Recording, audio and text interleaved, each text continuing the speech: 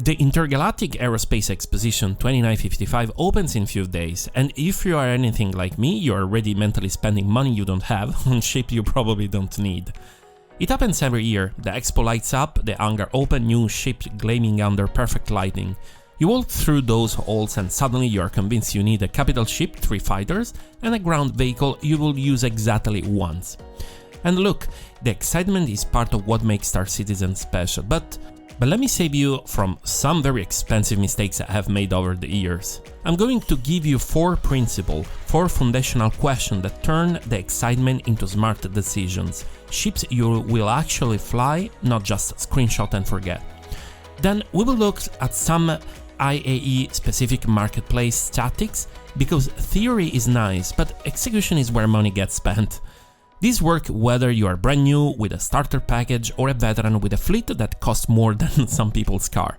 The principles are the same, the answer just changes with experience. Real money purchases are permanent, in-game AUEC purchase can disappear with wipes. Different stakes, same thinking. This year brings serious release the RSI Perseus, Drake Clipper, Kruger L22 Alpha, and many other things. Each one designed to make you rich for your wallet. I'm not here to tell you what to buy, I'm here to make sure that when you do buy, it's a decision you won't regret 6 months from now. Let's get into it. So the first principle is role and identity. When you log in tomorrow, what do you actually do? And more importantly, what do you want to be when you're doing it? The Perseus isn't just a capital combat ship, it's a command, it's coordination, it's the identity of a fleet commander who manages multi-crew stations and orchestrates firepower. A light fighter isn't just an interceptor role, it's the lone wolf, the precision pilot, the dogfight artist who relies on skill over raw firepower. And the role and identity have to match your reality, not your fantasy. If you are new and looking at multi-crew ship like the Perseus, do you have friends playing regularly, an active org with a scheduled ops, or are you learning solo? If you are solo, a ship requiring constant crew coordination will collect dust while you struggle to fill seats. Better to invest in ships that let you learn and earn independently, ships where you can embody that role on your own terms. For those with established fleet, is multi-crew your daily reality? Do you have a consistent people running operation with you? If yes, the Perseus represents something your fleet probably doesn't have, capital-grade firepower with the identity of command. But if your crew moved on or schedules fell apart, you know exactly what an empty multi-crew ship feels like. So don't add another one hoping things will change. So here the principle is match the ship's required gameplay to your actually daily experience. Not what you hope will happen, but actually what happens when you click launch game. The second principle is gameplay and progression. Does this ship's core gameplay exist today, or are you betting on tomorrow? With the release of the RSI Apollo, the medical gameplay introduced more complex procedures than before, but autonomous drones and advanced triage are still a roadmap. Salvage just received new mechanics in recent patches, and the Salvation looks to be the RSI entry-level salvager, likely building on those updated systems. So the key distinctions are functional and evolving, which means you can play it now, it gets better, or promised but not implemented, which means you are betting on future development. New players should prioritize ships with functional gameplay loops today. Don't buy on version 1.0 promises, but on what works the day you log in. Veterans know this dance. You have seen systems evolve through multiple iterations.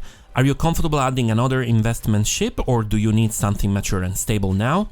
Question is, before you buy with real money, can you wait for this ship to be available in-game for AUEC? Most AIE ships become purchasable in-game within a few patches. Some are affordable, a week or two of focused player, others require serious grinding. Nothing stops you from buying with real cash if you love the ship and want to support development, that's valid. But if you are uncertain if it's just new ship hype, wait, let it release and see how it actually flies, how the gameplay feels. Then decide if it's worth real money or in-game grind. The choice isn't about right or wrong, it's about certainty. Now, progression. You don't have to climb linearly. Traditional advice says starter, then small multi-role, then medium specialist, then capital, step by step. But that's not the holy path.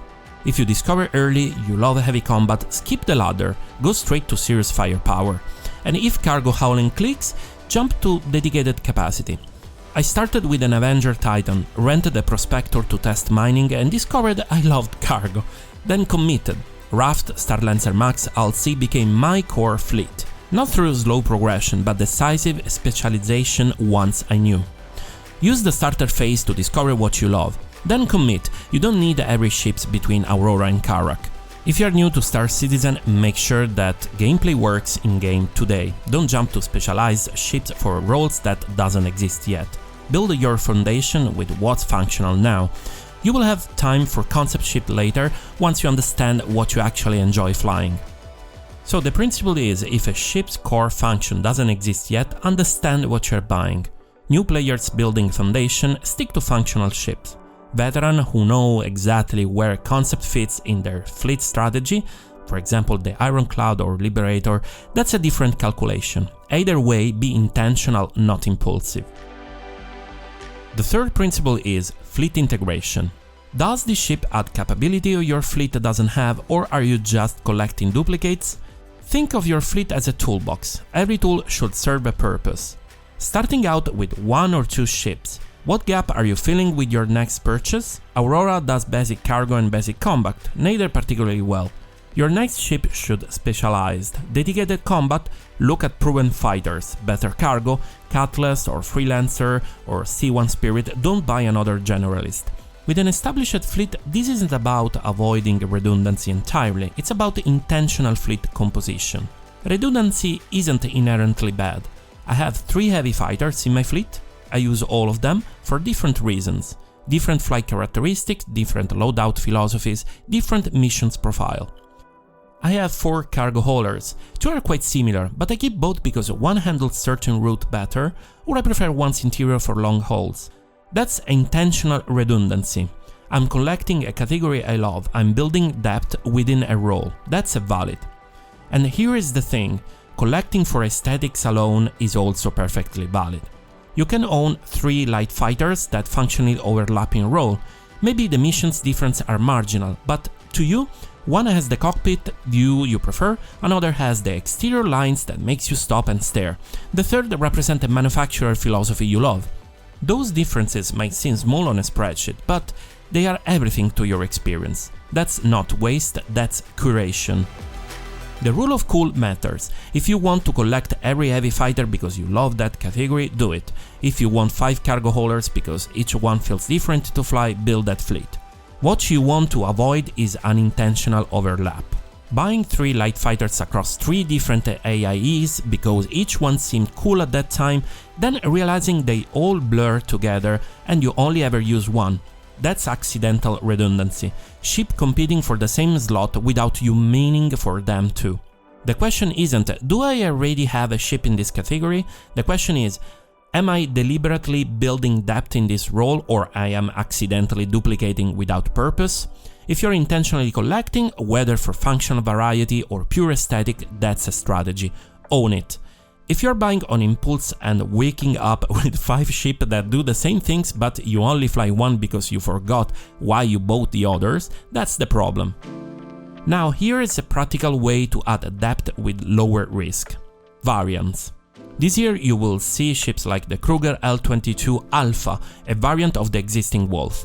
You already have a reference point, you know the Wolf's flight model, its philosophy, its strength. The Alpha builds on proven foundation, it's iteration, not invention. So when you ask, does this fill a gap or create a redundancy, variants give you more confident answers because you are not betting on unknowns, you're adding specialized depth to a known quality. The principle, every ship should answer, what can I do with this that I can't do with anything else, or why am I deliberately collecting multiples in this category? If you can't answer either clearly, that's accidental redundancy. But if the answer is because I love how this one looks, or because this manufacturer's philosophy speaks to me, that's a reason enough. The fourth principle is value over time. Are you buying a workhorse or a showpiece? Both are legitimate, knowing which one sets the right expectations. A workhorse delivers daily utility. Cutlass, Freelancer, C1, Zeus. Proven ship, not flashy, but they work. Reliable, versatile, functional today. Building your foundation. Prioritize workhorse. Ships that generate income, teach mechanics, remain useful as you progress. Build with what works now.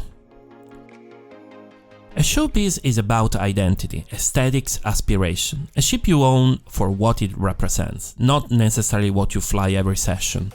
You understand this distinction once you have been playing a while.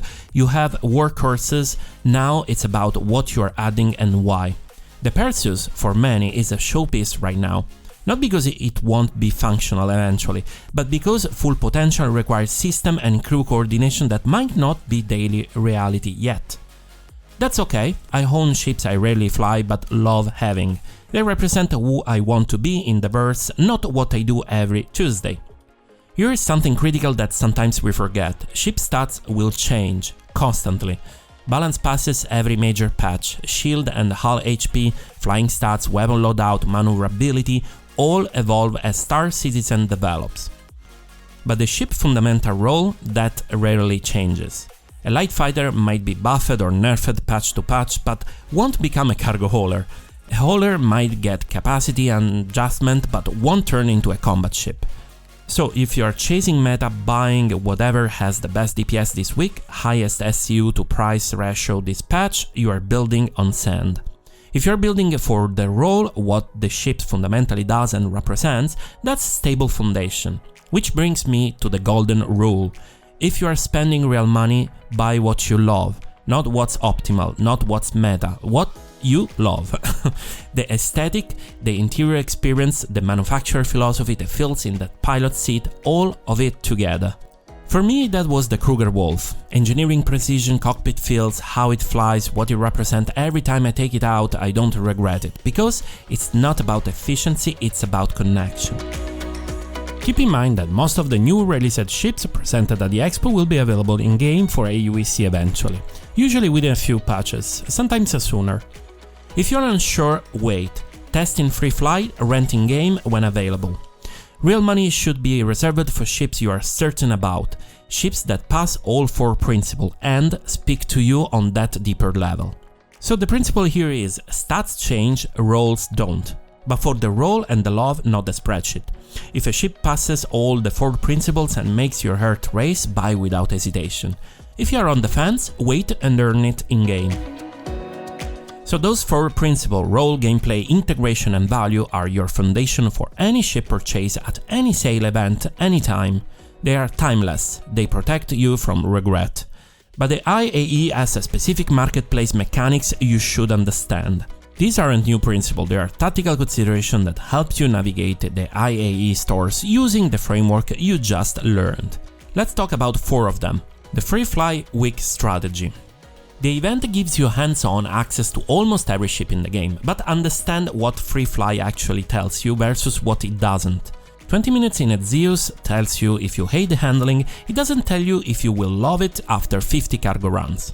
The Perseus might feel incredible when you crew someone else for an hour, but managing your own, finding consistent crew, coordinating tactics over weeks, that's different. Use Free Fly to eliminate bad fits quickly. Does the handling feel wrong? Cockpit view terrible? Cross it off. Then, and this is critical, rent the ship in game for a week before committing real money. That's where you discover, does the ship's games loop work for you? Do you have the crew it needs? And is this a daily driver on an occasional showpiece? And if the ship is not available for rental, you may ask somebody if they're willing to let you test it. It might be worthwhile. The second strategy is lifetime insurance. New concept ships will have warbound option. Fresh cash only, usually with LTI and a small discount. For older ships coming back to the store, use LTI tokens. Buy an inexpensive new vehicle with LTI, something like the Grey Cat MTD maybe, or something cheaper if available, then use the upgrade system to transform it into the ship you actually want. The insurance transfer with a base pledge. It's a bit of maneuvering, but if LTI matters to your collection or long-term fleet, this is how you optimize it. The third strategy is about concept ships. CIG stopped selling new concept ships, but plenty are still available for older design still in production, like the Kraken or the Endeavour. or the Banu Merchantman. These are significant investment, but gameplay doesn't exist yet. New players avoid this initially. Build your functional foundation first. Learn what you actually enjoy before committing hundreds to a ship that might not release for years. Veterans, if you are committed to multi-crew gameplay, have the org infrastructure and understand that you are investing years down the line, this can be interesting. Just know you are buying the vision intentionally, not accidentally. And the last strategic advice is package deals. IAE brings multi-ship bundles that seems like good value. Ask immediately, do all these ships fill different gaps in my fleet? Are they workhorses I need now or show pieces on discount? Don't buy packages because might look good, but every ship in the bundle should independently justify itself. New players, starter packages are fine. Multi-ship bundles before you know what you enjoy, that's an expensive experimentation. I walked through the Intergalactic Expo enough times to know how overwhelming it gets. The temptation is real, but these 4 principles have saved me from more regret purchase that I can count. So the 4 principles that matter are the role and identity. Match the ship to your actual gameplay, not your fantasy. The second is gameplay reality. Does it work today or are you betting on tomorrow? The third is about fleet integration. Are you filling a gap or building intentional depth? And the last one is value over time. Stats change, roles don't. But the golden rule is buy what you love. And one final note, store credits give you flexibility. If you apply the principle, make a purchase, and later realize your playstyle changed or you misjudged the role, you can melt for store credit and evolve your fleet.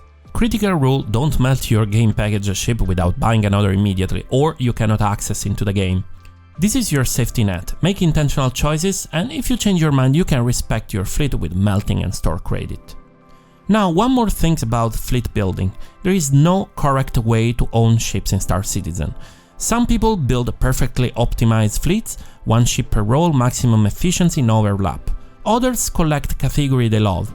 3 heavy fighters because each one flies differently or feels differently or just look differently in ways that matter to them. Both approaches are valid. The framework isn't about forcing everyone into efficient minimalism.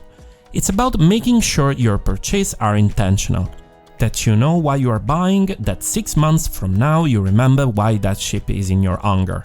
If you're collecting for aesthetics, collect with purpose. If you're optimizing for utility, optimize with clarity. If you're somewhere in between, own that too. Star Citizen make it easy to get swept up. I do it constantly, but the best purchases, whether they are your only cargo holder or your 5th light fighter, match how you actually engage with the game. Use these 4 principles, apply them honestly, and when you find that ship that passes the principle and makes your heart race, buy it, whether it's your first ship in that category or your 10th. I'm genuinely curious to see how this expo evolves, with Nyx on the horizon, significant changes to salvage gameplay, engineering coming online, and maybe, just maybe, data running finally become real. We are at an interesting inflection point. Buy now might play very differently a year from now. But if you have both for the role, the love, or the intentional collection, not just impulse or FOMO, you will still be happy flying them. Hope this framework helps you approach the Intergalactic Aerospace Expo 2955 with clarity. Whether you walk out with 1 ship or 10, make sure each one is intentional. And if this video was helpful, hit like and subscribe for more ship reviews and analytical content like this. It really helps the channel. Thanks for watching and see you on the next one.